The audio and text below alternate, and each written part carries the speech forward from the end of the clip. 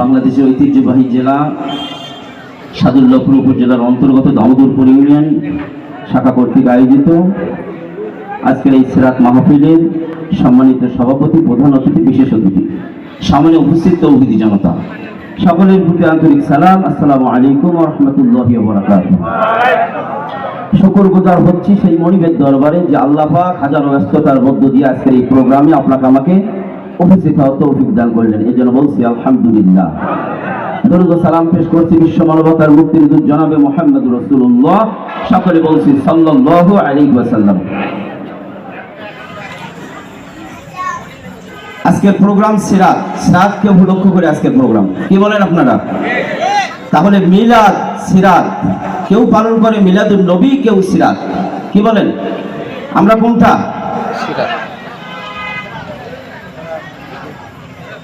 মিলাদ, মিলাদুন নবী। মিলাদ হচ্ছে জন্ম, মিলাদুন নবী হচ্ছে বিশ্বনবী সাল্লাল্লাহু আলাইহি সাল্লামের জন্ম। আর সিরাত হচ্ছে বিশ্বনবী সাল্লাল্লাহু আলাইহি সাল্লামের 40 বছর থেকে শুরু করে 23 বছর পর্যন্ত বিশ্বনবী সাল্লাল্লাহু আলাইহি সাল্লাম জীবনে যা করেছেন এটা হলো সিরাত। মিলাদ জন্ম থেকে 40 পর্যন্ত মিলাদ, মিলাদে খুশি হয়ে জান্নাতে যাওয়া যাবে না। বলেন, জান্নাতে যাওয়া যাবে না। 40 থেকে শুরু করে 23 বছর যদি কেউ অনুসরণ করে, এটা জান্নাতের জন্য যথেষ্ট। ঠিক না ঠিক? বিশ্বনবী সাল্লাল্লাহু আলাইহি সাল্লামের চাচা, বিশ্বনবী পৃথিবীর জমিনে আসলেন, বিশ্বনবীর 2 জন চাচা পৃথিবীর জমিনে আসার পর তারা এতটা খুশি, যেই খুশির আনন্দ গোটা পৃথিবীর মুসলমানদেরকে দিল, তারা এই খুশি, তাদের এই 2 জনের খুশি ভাগ করে দিলেও তারপর খুশি হয়ে যাবে। সুবহানাল্লাহ। বিশ্বনবীর জন্মের পর আবু লাহাব তার কাজের মেয়ে সুয়াইবা তিনি নেই, অনেক সময় হলো নেই। খোঁজাখুঁজির পর দেখলেন, কিছু সময় পার হয়ে যাওয়ার পর তিনি আসলেন। জিজ্ঞাসা করলেন, তুমি কোথায় গিয়েছিলে? সুয়াইবা বলছেন, মালিক, আমি গিয়েছিলাম আপনার ভাই আব্দুল্লাহ, তিনি তো দুনিয়ায় নেই, কিন্তু তার একটি পোলা জন্ম হয়েছে, দেখতে এত সুন্দর। আমি পৃথিবীর জমিনে অনেক মায়ের সন্তান দেখেছি, কিন্তু এত সুন্দর সন্তান আমি পৃথিবীর জমিনে দেখি নেই। আবু লাহাব বললেন, আপনি কি, তুমি কি আমার মায়ের হাত থেকে বাঁচার জন্য এই ধরনের নতুন নতুন গল্প সাজিয়ে বলছো? তিনি বলছেন, না মালিক, আপনার বিশ্বাস না হয় একটা বার চলেন দেখে আসি। বিশ্বনবী সাল্লাল্লাহু আলাইহি সাল্লামকে দেখার জন্য আবু লাহাব তিনি চলে গেলেন কাজের মেয়ে সুয়াইবাকে সহ। তিনি গিয়ে দেখলেন, তিনি এতটাই আশ্চর্য হলেন যে পৃথিবীর জমিনে অনেক সন্তান দেখেছি, কিন্তু এরকম সন্তান আমিও দেখিনি এই জীবনে। সুবহানাল্লাহ। আবেগ ঠিক রাখতে না পারে তিনি বিশ্বনবীর পাশে গিয়ে তার গালে চুমা লাগিয়ে দেওয়ার জন্য তিনি ঠোঁটটা নিয়ে গেলেন বিশ্বনবীর ঠোঁটের কাছে। যেই মাত্র ঠোঁটের সাথে ঠোঁট লাগাবে আল্লাহ রাসূল, তিনি ঠোঁট লাগাতে দেননি। ঠোঁট লাগাতে যাওয়ার সাথে সাথে তিনি ঠোঁটটা অন্যদিকে করেছেন।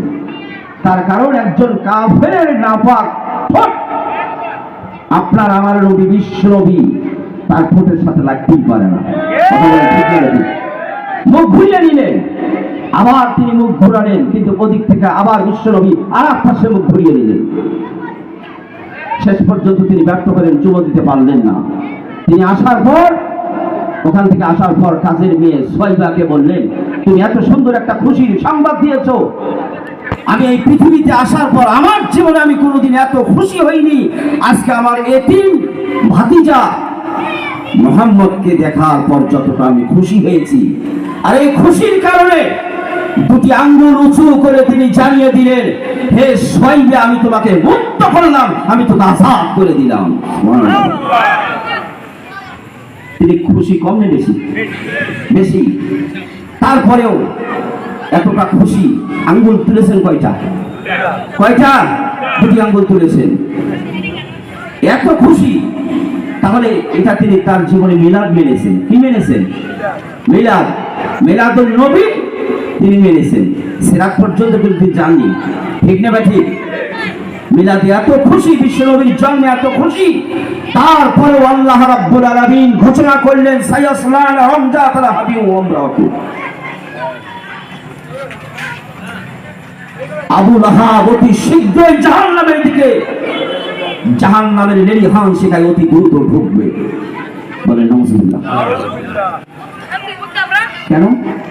তিনি বিশ্বনবী জন্মে এত খুশি, তারপরও রায়টা আসলো কি? কথা বলেন, জান্নাতে জাহান্নাম? জাহান্নাম। আর একজন চাচা আবু তালিব, আবু তালিব বিশ্বনবীর জন্ম পর এতটা খুশি, শুধু খুশি হয়েছেন ক্ষান্ত হননি, তিনি যতদিন বেঁচে ছিলেন এই পৃথিবীর জমিনে খানা দানা থেকে শুরু করে লালন পালন, এমনকি তিনি ঘোষণা করে দিয়েছিলেন, মুহাম্মদ তুমি তোমার দুরুদ্দিন প্রচার চালিয়ে যাও, আমার জীবিত অবস্থায় কোনো কাফের যদি তোমার শরীরে আঘাত আনার জন্য আসে, আমি আবু তালেব বরদাস্ত করব না। তিনি নিরাপত্তা পর্যন্ত দিয়েছিলেন আল্লাহ রাসূলকে। তারপরও বিশ্বনবীর, তার শরীরের সাথে বিশ্বনবীর এমন কোন জায়গা ছিল না আবু তালেবের শরীরের সাথে আল্লাহ রাসূলের শরীরটা স্পর্শ হয়নি। আল্লাহ রাসূলের শরীর যার শরীরের সাথে স্পর্শ হবে সেই শরীরে জাহান্নামের আগুন আল্লাহ হারাম করে দিয়েছেন। সুবহানাল্লাহ। মৃত্যুর পর তারপরেও আল্লাহ রাসূল তার জন্য হাত তুলে দোয়া করলেন। জিবরাইল এসে বললেন, হে রাসূল আপনি হাত নামান, আপনি দোয়া করতে পারবেন না। ওয়ালা তুসাল্লি আলা আহাদিন মিনহুম মাতা আবাদা ওয়ালা তাকুম আলা কবরিহি ইন্নাহুম কাফারু বিল্লাহি ওয়া রাসূলিহি ওয়া মাতু হুম ফাসিকুন। হে নবী আপনি তার জন্য দোয়া করতে পারবেন না, শুধু দোয়াই না, তার কবরের পাশে আপনি দাঁড়াতে পারবেন না।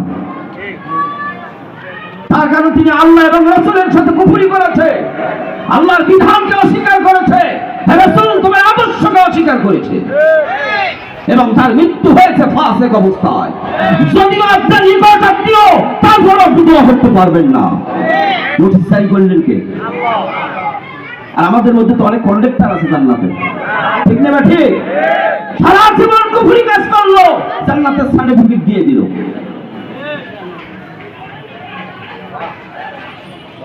তাহলে সময় সংক্ষিপ্ত, তাহলে ঘোষণা আসলো জান্নাতে জাহান্নাম। কথা বলেন, মিলাদ মেনেছে, রাসূলের জন্মে খুশি হয়েছে, কিন্তু সিরাত মানে নাই। আল্লাহ রাসূলের আরো দুজন চাচা ছিলেন, একজন হচ্ছে আমির হামজা রাদিয়াল্লাহু তাআলা আনহু। তিনি বিশ্বনবীর হাতে হাত দিয়ে ঈমান আনলেন এবং বিশ্বনবী সাল্লাল্লাহু আলাইহি সাল্লামের সিরাত, তার মতাদর্শ প্রতিষ্ঠা করার জন্য নিজের জীবনকে সব টুকটুকায় পরিণত করেছিল। কথা বলেন ঠিক না? তার মৃত্যুর পর উহুদের ময়দানে দুজন শহীদের লাশ পাওয়া যাচ্ছিল না।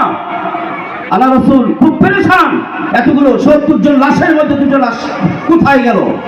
জিবরাইল এসে বলে, ইয়া রাসূলুল্লাহ পেরেশান হবেন না, যেই দুজন যারা আপনার আদর্শ প্রতিষ্ঠার জন্য, ইসলামকে বিজয় করার জন্য নিজের শরীর 70 টুকরায় পরিণত করেছে, পৃথিবীর জমিনের কোনো পানি দিয়ে তাদের গোসল হোক এটা আল্লাহ চাননি, আল্লাহ সাজিবে উঠিয়ে নিয়েছেন তার গোসলের জন্য।